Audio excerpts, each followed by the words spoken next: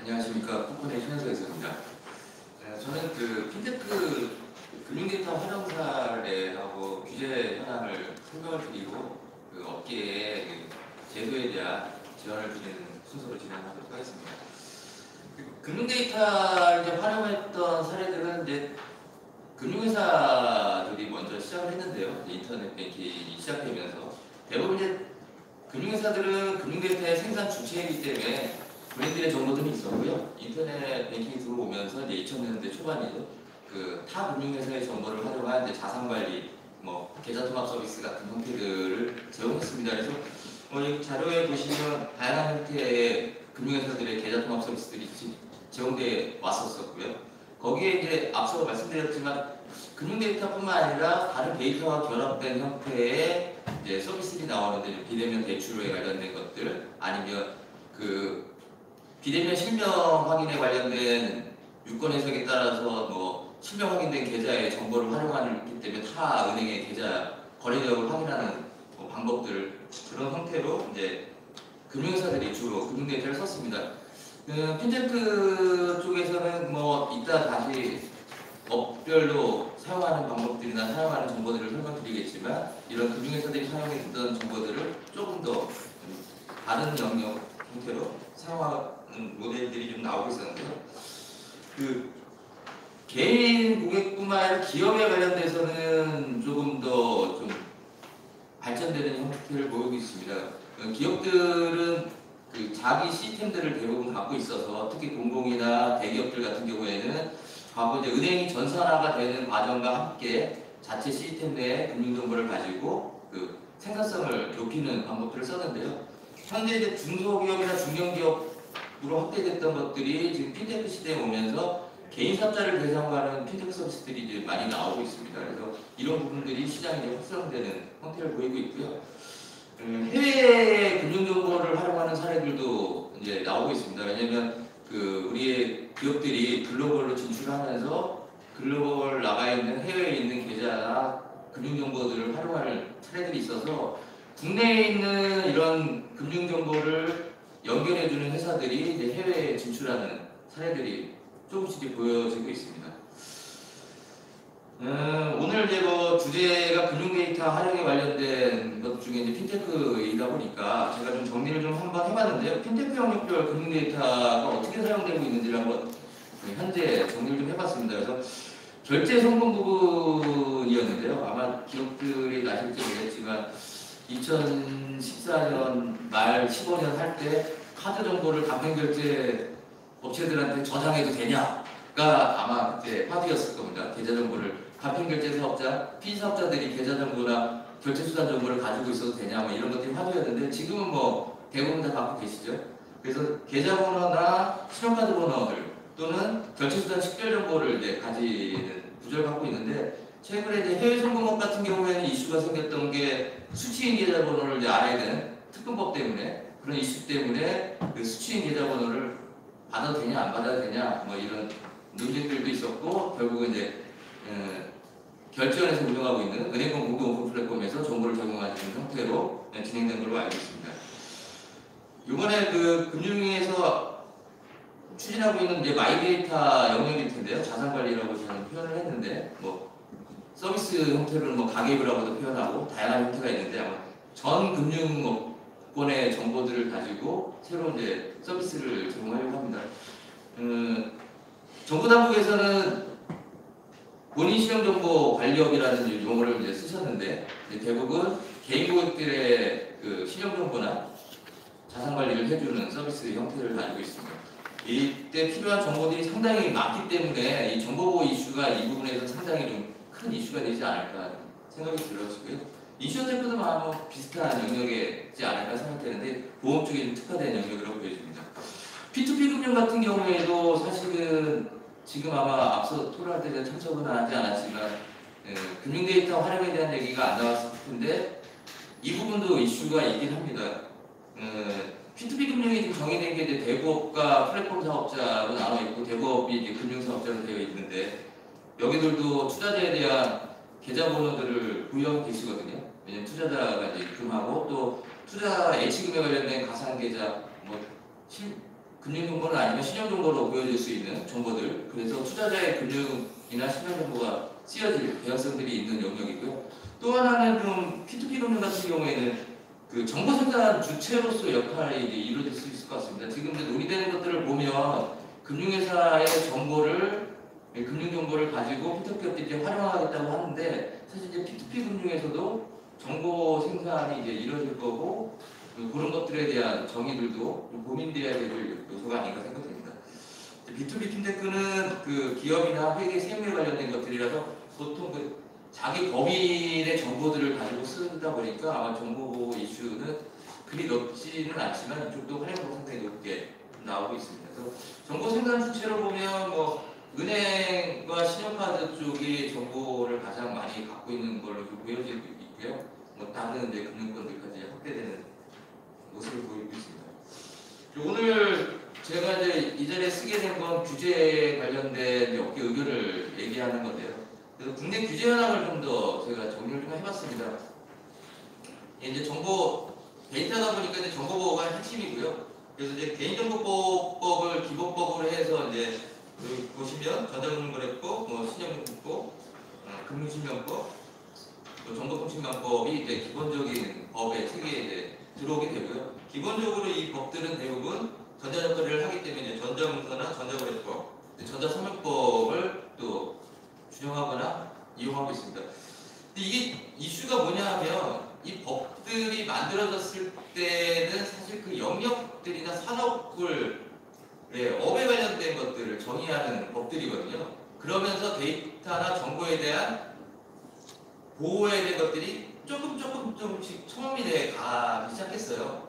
그러니까 핀테크 같은 경우에는 금융과 정보통신이 이제 결합된 형태가 이루어지는데, 이 정보통신망법하고 이제 전자거래법 또는 신용정보법, 실명법, 이 세 가지 법들이 이 목적이 좀 더 다름에도 불구하고 금융 데이터에 대한 규제 항목들이 있습니다. 그래서 뭐 제가 이제 표시했지만 뒷장에 보시면 그 예 중에 하나가 그 정보제공 동의명법에 대한 규정들이 다 있으세요. 사실 이제 핀테크 기업들이 서비스를 만들게 되면 사용자는 한 명인데 이 관련된 법이 다 다르기 때문에 그거를 다 준수해야 되는 방법들이 있거든요. 그래서 금융위에서 지난 5월에 이제 정보보호 내실화를 하시면서 이런 동의 절차를 개선하시겠다는 이제 안이 있었는데 상당히 현실적이고 꽤 필요한 안이었거든요. 근데 이게 이제 정보통신망법이나 이런 다른 부처에도 이것들이 같이 적용돼야 되는데, 특히 뭐 실명법도, 특히 금융이 아니면 실명법도 있는데 이런 것들이 다 논의돼서 동일한 체계를 가져줘야 되는데 실제 그게 될 것인가에 대한 과거 경험들이 있다 보니까 오늘 이런 것들에 대해서 의견을 제시하게 됩니다. 지금 이제 뭐 관련된 법에 대해서 조금 더 말씀을 드리면 이 법뿐만 아니라 이제 행정규칙에 위임되는 행정규칙들이 있습니다. 뭐 감독 규정이라고 부르기도 하고 뭐 보시기가 되는데, 실질적으로 보면 각 법들 외에 전자금융 감독 규정은 이 금융회사의 공통적인 규정으로 좀 포함되어 있어요. 근데 이제 신용정보법이나 실명법에서 나와 있는 내용들이 이 전자금융거래법의 하위에 있는 행정규칙이 전자금융 감독 규정하고 갭이 있을 때가 좀 많거든요. 그러니까 해외송부법 관련해서도 제가 뭐 하진 않았지만 그때도 문제가 있었던 것 중에 하나가 이제 뭐 보통 뭐 기술적 표준이라든가 이런 것들이 전자금융감독 규정에는 아주 상세하게 되어 있는데 다른 법들에서는 그게 되게 러프하게 되어 있어서 그런 것들의 갭들이 발생했을 때 이슈들이 생기거든요. 지금 제가 앞서 이렇게 서비스나 영역별로 분류를 했지만 현재 핀테크에서 나오는 영역들은 가평결제 사업자가 자산관리 사업자를 분리되지는 않거든요. 인슈어테크라고 해서 보험만 하는 게 아니라 자산관리를 하게 됩니다. 핀테크도 당연히 이제 자산관리에 관련된 서비스를 만들어서 융합된 서비스로 고객을 만들겠죠. 그렇게 되면 지금 현재 규제 체계를 갖게 되면 이렇게 업이나 영역별로 규제를 하게 되면 이렇게 융합되는 서비스들이나 비즈니스가 나왔을 때는 상당히 혼란이 발생되고 그거에 대한 그 발전의 제약사항으로 계속 나오고 있거든요. 그래서 이제 지금 말씀드리고 싶었던 것 중에 하나는 너무 어려워요. 이 규제가. 그 규제라는 용어보다는 이 제도가 너무 어렵습니다. 제가 뭐 이것뿐만 아니라 계속 찾아보면 뭐 대통령령에 위임한다, 대통령 위임하면 뭐 장관 고시해야 한다, 그 위임 고시 찾고 지침 찾고 쭉 찾아서 들어가 보면 고시가 안 돼 있을 때도 있어요. 그러면 결국은 이제 저희 같은 경우에는 이제 신문고를 통해서 유권 해석을 해야 되고 그 유권 해석의 답 중에 꼭 나오는 답이 있습니다. 이 부분은 저희 부서가 아니기 때문에 해당 부서에 물어보십시오. 사실은 저희 같은 경우에는 전체적인 그 규제에 대한 것들을 질의하고 싶어서 질의를 했지만 그 법 조항 하나하나마다 소방부서들이 그 법만 해석을 해주고 있거든요. 그래서 그 부분들이 해결이 되지 않으면 아무런 좋은 정책이나 제도들이 나온다고 해도 실제 그 현장에서 그런 것들을 적용할 때는 어려움이 좀 많이 있을 것 같고요. 또 하나는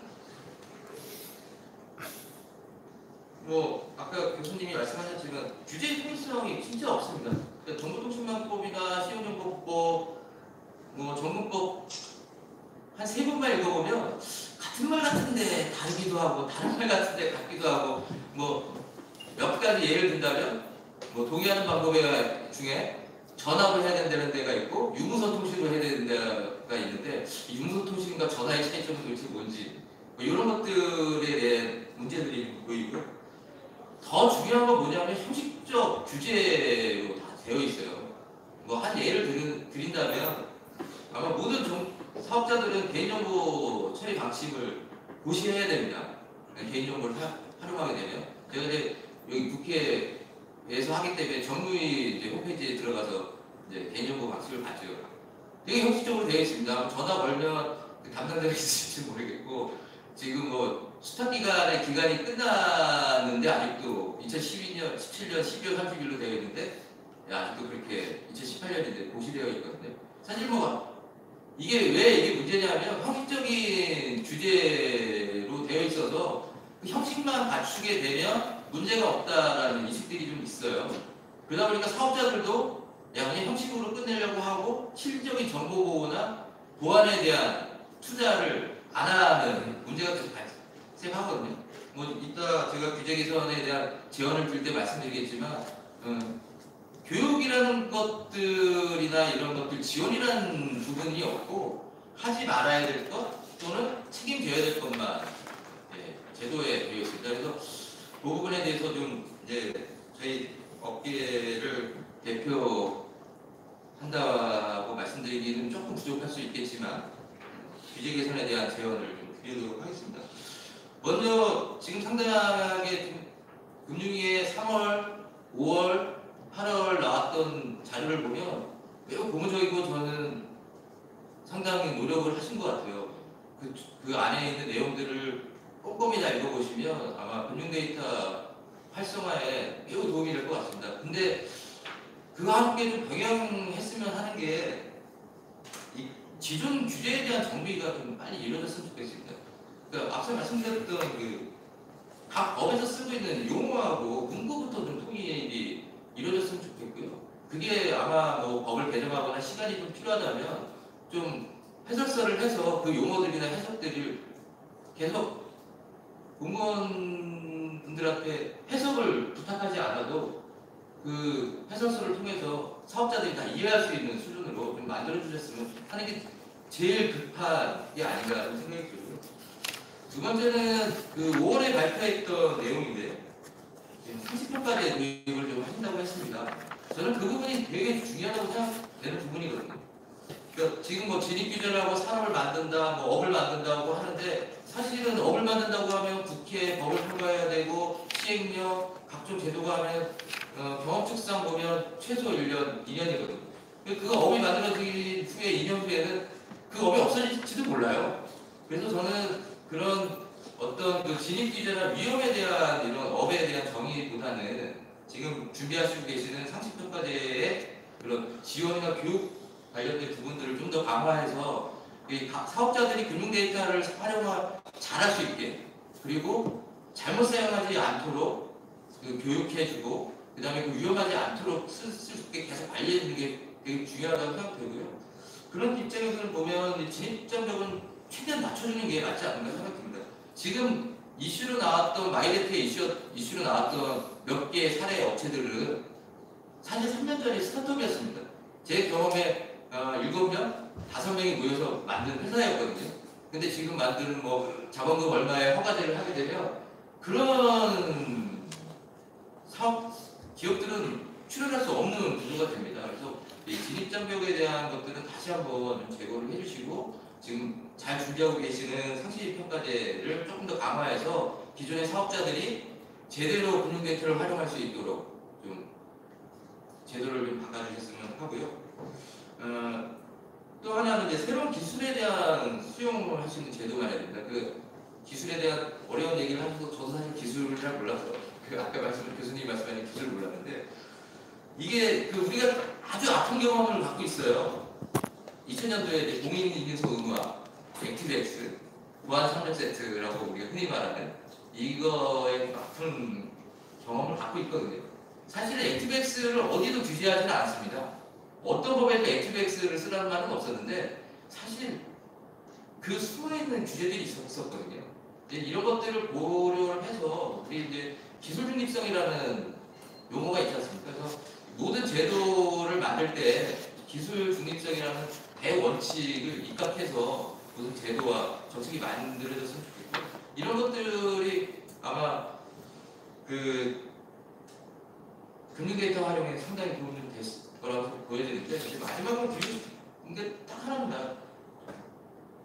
보통 과거 이제 인터넷 뱅킹서부터 그래 왔지만 위험하다고 생각되면 막아버리거든요. 근데 사실 완벽하게 막을 수 있는 기술은 없습니다. 그리고 보안과 기술은 서로 상생하는 거니까요.